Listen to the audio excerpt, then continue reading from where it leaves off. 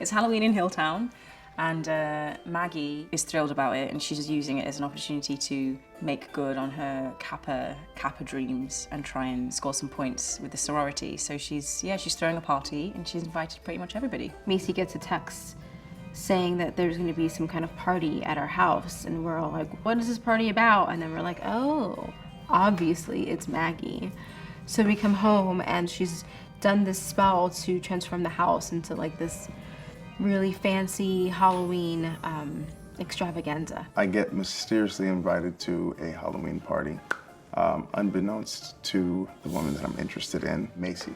And I get to the party, and we both have this moment of kind of being a sight for sore eyes for each other. So I get to see her dressed up in her goddess apparel, and I'm in my James Bond getup, and we both just kind of lock eyes for a minute. So sparks are flying. Oh, the house is on fire. So you find me in slightly unfamiliar attire. I'm in a tails today, and we're in the midst of a sort of Halloween party, looking for and trying to discover this very powerful demon by the name of the Harbinger, running around looking for this man, this demon, who we're not quite sure who or what they are. Mel is a witch, because she's not really allowed to be open with being a witch in her real life. So this is like her one day to be who she is and like be proud of her witch life. Growing up, I wasn't allowed to celebrate Halloween. Doing shows like this, it's always really fun. I'm personally a bit of a lazy Halloweener.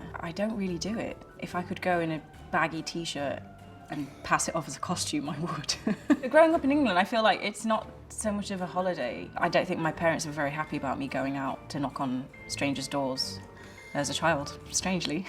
Halloween in both, the United Kingdom and in Europe is not as big as it is in the US. I remember actually landing on a couple of years ago in Los Angeles, and suddenly being kind of confronted by the full force of Halloween in LA. And it was an experience I've never had before. It's extraordinary. I've been to one Halloween party in LA. I went to a charity shop and found, it was kind of like a witch, just funnily enough, a witch like leotard.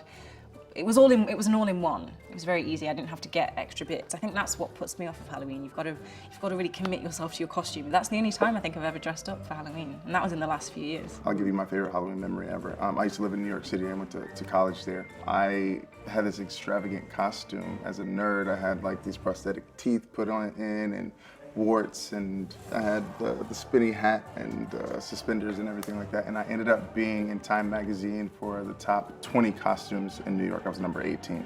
And this was when I was in college, so that was a great time. Halloween every year, it's a moment of escape. It's a moment to just completely let loose and be either something completely different than who you are or who you truly are inside. It's the mischief night, it's the night where nobody's gonna really look down on you for, getting a little wild. And especially in North America, I think we're so focused on working and stuff all the time that it just kind of becomes daunting. And so everyone looks forward to that night so they can just relax, have some fun, cut loose a little,